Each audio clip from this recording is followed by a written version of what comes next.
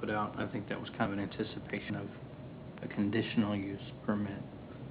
Absolutely. But it's obvious that we can't do that now, based on the, like you said, based on the, yeah, so, I would like to keep those separate. And the fact that it's easier to do the special use permit. Yes, it's not 5 years and it is 2 years, but, I mean, I have to agree with Commissioner Godwin that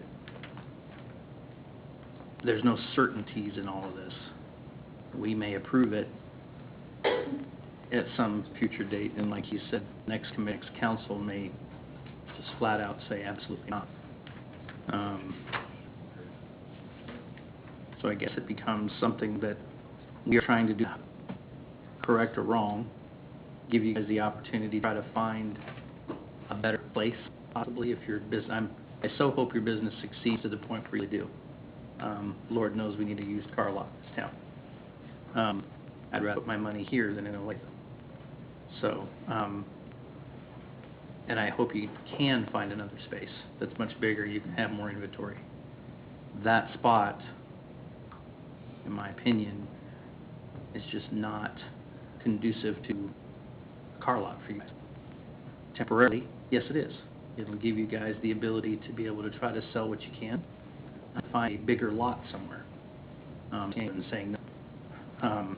2 years may not seem like a long time, and 5 years would be better, but based on where our hands are kind of tied at the moment, I think the 2 years is probably a good alternative at this point. To try to help and make this the best for everybody as much as we can. So. I agree with everything that's been said, and I guess it's pretty simple. Is that I think corrections is really the only go. Agree with the text amendments. So. I'm not in favor of changing the ordinance to allow used cars in C2. I still stand in favor of recommending approval for the rezoning. I'm not really interested in causing them any more pain, costing them any more money than what they've already spent. That seems to me like they ought to be. But it's not ideal to have this one parcel zone separate from the rest of the property, but the fact remains it's not their fault. They didn't do anything wrong. And this is a classic example of why people skirt the system. This is why they build fences without permits. This is why they build decks why they finish basement without permits. Because when in the case, they asked for permission. They went through every hoop they had to get their approval. And the fact is that the city made the mistake. They didn't make any mistake at all. They didn't do anything wrong.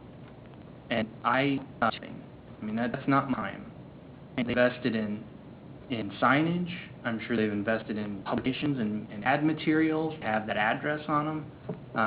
There are a lot of startups. Just think about them business cards that they probably had to order to be in compliance with the state.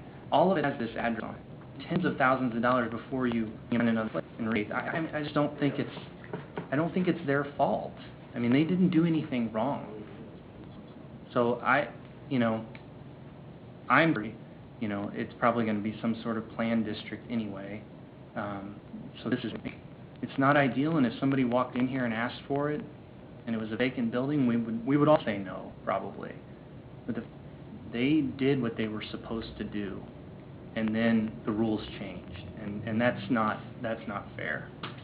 I would like to point out, though, that as I'm just actually restating what staff has already said tonight, even with the rezoning, they would still have to come for a use permit, which would require a site plan, which probably would not be approved on that small of a lot, with 3 different uses. But it was already approved once, even if it was only for 6 months. That was administrative action. Yeah, it wasn't approved by us. It wasn't a site plan that came to this planning commission. It wasn't. I mean, there was nothing involving the planning commission at that point as far as a